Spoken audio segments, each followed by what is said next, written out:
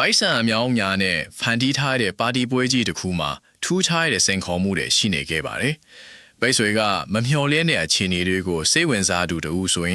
်ဒီပွဲရဲ့လှုပ်ရွှေချက်တွေကတင့်ကိုအံ့ဩစေမှာပါ။ကစားသမားတူချင်းစီဟာပေါင်1000စီရခဲ့ပြီးကိုအခန်းကိုဖန်တီးခဲ့ကြတာဖြစ်ပါတယ်။ဒီပွဲမှာဘယ်သူကအကောင်းဆုံးအခန်းကိုဖန်တီးနိုင်ခဲ့ပြီးဘယ်သူကတော့အရှုံးနဲ့ရင်ဆိုင်ခဲ့ရလဲဆိုတာကြည့်ရအောင်။ ပထမဆုံးဝင်ရောက်ခဲ့တဲ့ Harry ရဲ့အခန်းမှာတော့အခြားသူတွေမျှော်လင့်ထားတဲ့အတိုင်း Frail စင်ခေါ်မှုတွေနဲ့ပြည့်ညွှန်ခဲ့ပါတယ်။ဘောလုံးခံတဲ့ကိုဝင်ရောက်တာနဲ့စတင်ခဲ့ပြီးတယောက်နဲ့တယောက်တွန်းထိုးပြီးရေမောနေကြတာကိုမြင်တွေ့ခဲ့ရပါတယ်။ဒီအခန်းထဲမှာဘလို့ဆိုင်းကျဲတာစင်ခေါ်မှုတွေကအလက်ကျဆက်တိုက်ပေါ်လာဦးမလဲလို့တွေးစရာတွေပေါ်လာခဲ့ပါတယ်။ သူတို့ဟာအချိန်ကိုက်ဘုံတစ်လုံးနဲ့ကစားရတဲ့ game အစီအစဉ်ကိုဆက်လက်ရင်ဆိုင်ခဲ့ရပါတယ်။ဘသူလက်ထဲမှာဘုံရှိနေချိန်မှာအချိန်ကုန်သွားလဲဆိုတာပုံမူတည်ပြီးထူးခြားတဲ့အပြစ်ဒဏ်တွေပေးခဲ့ကြပါတယ်။ဥပမာအနေနဲ့ပထမဆုံးစိန်ခေါ်မှုမှာပိုကိုစတစ်ပေါ်မှာအချိန်ကြာကြာခုန်နိုင်သူကဘုံကိုရှောင်ရှားနိုင်ခဲ့တာမျိုးပါ။ဒါပေမဲ့အနိုင်အရှုံးကဘယ်အရာကတကယ်ပြောင်းလဲသွားစေတာလဲဆိုတာတွေ့ရပါလိမ့်မယ်။ ဒီဘုံဂိမ်းမှာပဲဆက်လက်ပြီးသူတို့ဟာစက်ဝိုင်းအဆိုးဆုံးဆွဲသူကိုရှာဖွေတာနဲ့မျက်နာပတ်စီနဲ့စစ်ချီတက်လမ်းလျှောက်ပြီးနေရာအဝေးဆုံးရောက်သွားသူကိုရှာဖွေတာအစနဲ့စိန်ခေါ်မှုတွေကိုရင်ဆိုင်ခဲ့ရပါတယ်။ဒါအပြင်အလက်ချာချွတ်ထောင်6သွေးထောင်တဲ့ဂိမ်းမှာထောင်6ထိမိသူကိုဘုံပေးတဲ့စီမင်းတွေကပါတီပွဲကိုပို့ပြီးစိတ်လှုပ်ရှားစေခဲ့ပါတယ်။ဒီအခန်းကတခြားအခန်းတွေနဲ့ဘယ်လိုကွာခြားနေခဲ့တာလဲ။ ဒီ game ထဲမှာပါဝင်ခဲ့တဲ့အစီအစဉ်တွေကတော့ပါဝင်သူတွေအားလုံးကပါစက်ထဲကိုရေအပြည့်ထည့်ထားပြီးရေအောင်လုတ်ခိုင်းတဲ့စိန်ခေါ်မှုမျိုးတွေဖြစ်ပါတယ်။ရေမိပြီးရေထွက်သွားသူကဘုံကိုယူရတဲ့အစီအမင်းတွေရှိခဲ့ပါတယ်။ဒါအပြင်ပိုက်နဲ့လေမှုတ်ပြီးအဝေးဆုံးရောက်အောင်လုပ်တဲ့ game မျိုးတွေကလည်းပါဝင်သူတွေကိုစိတ်ဖိစီးစေခဲ့ပါတယ်။ဒီအခန်းကသူတို့ကိုဘယ်လိုအဆုံးသတ်စေခဲ့တာလဲ။ နောက်ဆုံးစိန်ခေါ်မှုတစ်ခုကတော့မျက်တောင်မခတ်အောင်ကျူးစားတဲ့ game နဲ့ရားအောင်လုပ်ပြီးရဲအောင်လုပ်ရတဲ့ game တွေဖြစ်ပါတယ်။ဒီအခန်းရဲ့အဆုံးသတ်မှာ Harry ဟာစိန်ခေါ်မှုအများစုကိုကိုယ်တိုင်လုပ်ခဲ့ရပြီးဒီအခန်းကိုအခြားသူတွေက10မှတ်မှာ9မှတ်နဲ့10မှတ်လောက်ပေးခဲ့ကြပါတယ်။ဒီအခန်းကသူတို့ရဲ့စိတ်သက်ကိုမျက်တိမ်ပေးခဲ့တာကိုတွေ့ခဲ့ရပါတယ်။ Vic ရဲ့အခန်းကတော့အခြားသူတွေအတွက်ကြောက်စရာကောင်းတဲ့အတွေ့အကြုံဖြစ်ခဲ့တာပါ။ဆရာကြီး Phil ဆိုတဲ့ဆရာကြီးကအခန်းကိုစီကံတင်းကျပ်တဲ့ကျောင်းခန်းအဖြစ်ဖန်တီးခဲ့တာဖြစ်ပါတယ်။သူတို့အားလုံးဟာ Year 6 SATs မေခွန်းတွေကိုဖြေဆိုရပြီးမားသူတိုင်းကို Dance Corner ဆိုတဲ့ရေကန်အေးဆက်ဆက်ထည့်ခဲ့ပါတယ်။ဒီအခန်းကသူတို့ကိုဘလို့ဆိုးရတဲ့အတူအကြုံတွေပေးခဲ့တာလေ။ဒီအခန်းမှာအသက်10နှစ်အရွယ်နိုအာလီကိုပါခေါ်ယူခဲ့ပြီး SATs မေခွန်းတွေကိုဖြေခိုင်းခဲ့ပါတယ်။နိုအာကသူတို့ထပ်ပိုတည်နေတဲ့အခါပါဝင်သူတွေအားလုံးကစိတ်နှောက်ယှက်ထစ်ခဲ့ရပါတယ်။ပြီးတော့အေးခဲနေတဲ့ရေကန်ထဲမှာအချင်းကြိုက်နေခဲ့ရတဲ့အတွက်ဒီခန်းကိုဆမ်မန်မှာ3မှတ်လောက်ပဲပေးခဲ့ကြပြီတချို့ကတော့3ကြမ်းမှတ်အထိပေးခဲ့ကြပါတယ်။ဆိုင်းမန်ရဲ့အခန်းကတော့အခြားအခန်းတွေနဲ့ကွာခြားပြီးအားလုံးကိုပျော်ရွှင်စေခဲ့ပါတယ်။ဒီအခန်းကို World Cup ပုံစံမျိုးဖန်တီးထားပြီးသူတို့ဟာအသင်းလိုက်ဂျာစီတွေဝတ်ဆင်ပြီးပြစ်ဒဏ်ပေါ် penalty တွေကန်ရတဲ့ game မျိုးကိုကစားခဲ့ကြပါတယ်။ပရိသတ်တွေအများကြီးနဲ့ကစားရတယ်လို့ခန်းစားရအောင်လဲအခက်အခဲတွေဖန်တီးပေးခဲ့ပါတယ်။ဒီအခန်းကသူတို့ကိုပုံမစီလုံးစေခဲ့တာကိုတွေ့ခဲ့ရပါတယ်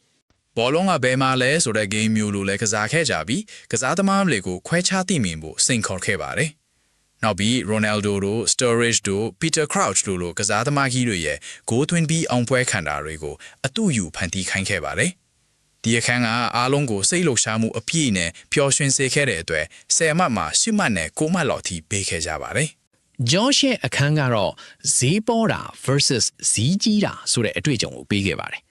ပါဝင်သူ6ဦးကိုဂိမ်းတစ်ခုကစားစီပြီး3ဦးကဇိမ်ခံရတဲ့ဘက်ကိုရောက်ပြီးကြံ3ဦးကတော့အခက်အခဲတွေနဲ့ရင်ဆိုင်ရတဲ့ဘက်ကိုရောက်ခဲ့ကြပါတယ်။ဒီအခန်းကဘလို့ထူးခြားတဲ့အတွေ့အကြုံတွေကိုပေးခဲ့တာလဲဆိုတာသိချင်စရာဖြစ်ပါတယ်။ဇင်ခံရတဲ့ဘက်ကလူတွေဟာဝါကျူအသားတွေစားရပြီးနှိမ့်နေတာလက်ဆယ်ညတ်သားတွေလုပ်ခဲ့ရပါတယ်။ဈေးပေါ်တဲ့ဘက်ကလူတွေကတော့ရွှွန့်တွေလိမ့်ရတာဆင်းရဲတဲ့အစားအသောက်တွေစားရတာတွေကြုံခဲ့ရပါတယ်။ပြီးတော့ကချေးသေးအပွားကြီးတူရဲ့ထူးဆန်းတဲ့ကာကွက်တွေကဒီအခန်းကိုအမတ်တရဖြစ်စေခဲ့ပါတယ်။ဒီအခန်းကပါဝင်သူတွေကိုစိတ်ပြတ်အားငယ်မှုနဲ့အားသင့်မှုတွေဘယ်လိုရောထွေးပေးခဲ့တာလဲ။ ဒီအခန်းထဲမှာပါဝင်သူတူဟ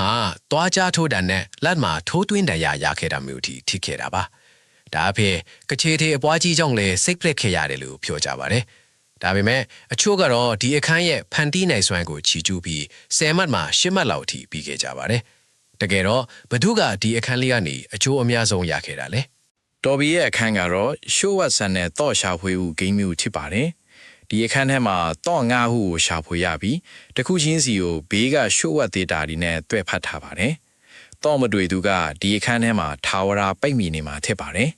ပါဝင်သူတွေအားလုံးကညက်နာပတ်စည်းနဲ့ရှာဖွေရပြီးတယောက်ပြီးတယောက်တော့တွေကိုရှာဖွေခဲ့ကြပါတယ်ဒီအခန်းရဲ့အဆုံးမှာဘသူကကံမကောင်းခဲ့တာလဲ တော့တွေ့ရှိသူတွေဟာကိုတစ်တာတဲ့ကစုတွေကိုဘေးကလူကိုပြခွင့်မရှိပဲခိုးကြည့်ရတဲ့စီးမြဲနေရှိခဲ့ပါတယ်ပြီးတော့ကံကောင်းသူတဦးကကိုစုကိုအခြားသူတဦးရဲ့စုနဲ့လဲလှယ်နိုင်တဲ့စွမ်းအားရှိတဲ့ကက်တစ်ချက်ကိုရခဲ့ပါတယ်ဒါပေမဲ့စုတွေကမျောလင့်ထားသလိုဖြစ်မလာတဲ့အခါဘလူးအံ့အားသင့်မှုတွေနဲ့ရင်ဆိုင်ခဲ့ရလဲဆိုတာကြည့်ရပါမယ် Harry ကပေါင်1600တန်ဖိုးရှိတဲ့ McLaren ကားမော်ဒယ်ကိုရခဲ့ပြီး JG ကပေါင်600တန်ဖိုးရှိတဲ့ Golf Range Finder ကိုရခဲ့ပါတယ် Simon ကတော့တကြားလုံး Jelly Beans တစ်တာကိုရခဲ့တာဖြစ်ပါတယ်အန်အောစရာအကောင်းဆုံးကတော့ Vic ကပေါင်3500တန်ဖိုးရှိတဲ့ Cartier နိုင်တစ်လုံးကိုရခဲ့တာဖြစ်ပါတယ်ဒီအခန်းကိုအခြားသူတွေကအစယ်မှတ်မှာ6မှတ်နဲ့9မှတ်ကြားပေးခဲ့ကြပါတယ်